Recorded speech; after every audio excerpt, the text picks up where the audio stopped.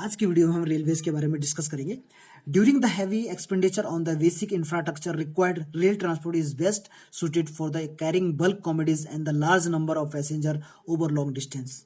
जो रेलवे है उसके अंदर हम bulk commodities and heavy transport, ठीक है, और जो पैसेंजर है, पैसेंजर के लिए जो सबसे चीपर ट्रांसपोर्ट है वो रेलवे है लॉन्ग डिस्टेंस के लिए, क्योंकि रेलवे के थ्रू हम जो रॉ मटेरियल मैन्युफैक्चरिंग इंडस्ट्री तक ले जाते हैं, ठीक है, और इसलिए जो रेलवे है वो बहुत ज़्यादा चीपर होता है लॉन्ग डिस्टेंस के लिए और बल्क कॉमोडिटीज़ के लिए।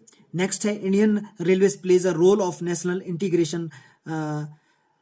Integration railway in India bind the economic life of country as well as the accelerate the development of industry and agriculture.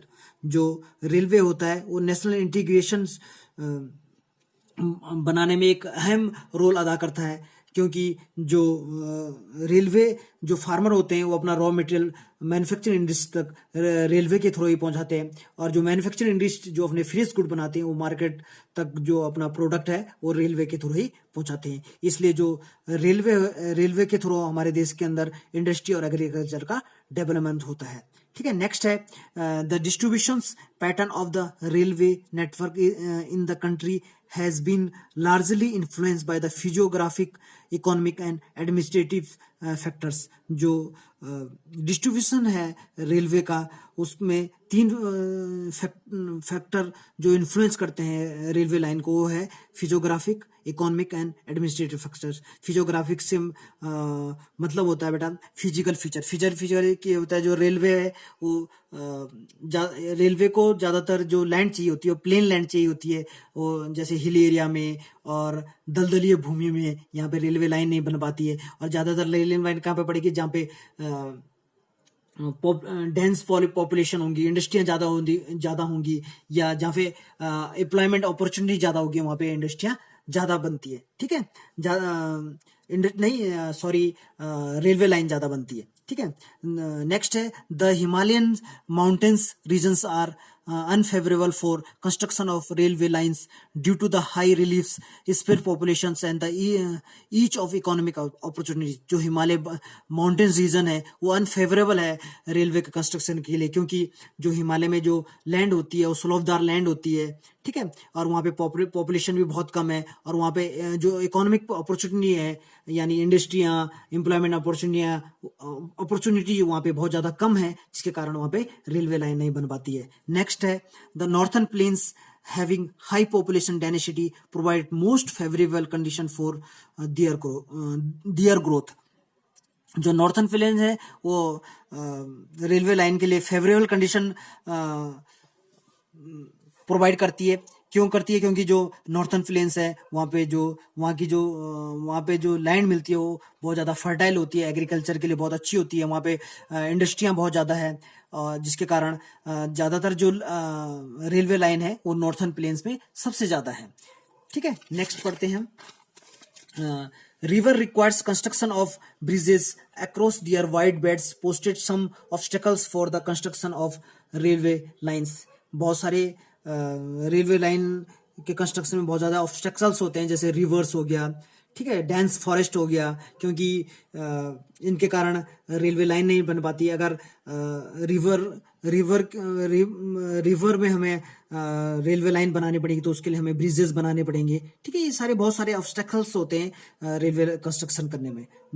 Next बेटा, the first passenger train in India rain between Mumbai बोरी बंदर to the Thane on 16 अप्रैल 1853। जो भारत के अंदर जो पहली train चली थी वो मुंबई के बोरी बंदर से थाने तक चली थी 6 अप्रैल 1853 को, ठीक है। भारत के अंदर जो टोटल रेलवे स्टेशन है वो 8,500 है, और जो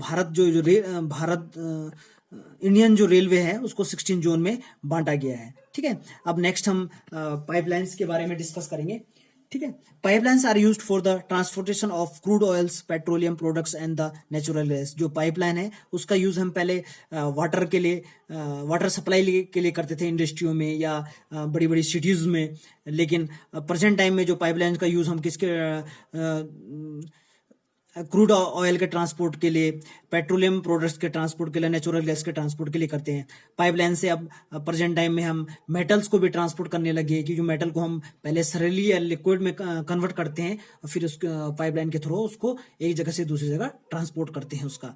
ठीक है, नेक्स्ट है its initial cost of laying pipelines is high but subsequent running cost are minimal. ठीक है, जो पाइपलाइन की जो लेइंग कॉस्ट होती है वो ज्यादा हाई होती है, लेकिन बाद में जो उसकी रनिंग कॉस्ट होती है वो बहुत ज्यादा कम होती है। ठीक है, दूसरी बात, इट रूल्स आउट ट्रांसशिपमेंट्स लूजेस और डिलेज। दूसरी बात, जो ट्रांसपोर्ट में जो डिलेज की जो प्रॉब्लम होती है वो पाइपलाइन में नहीं आती है, क्योंकि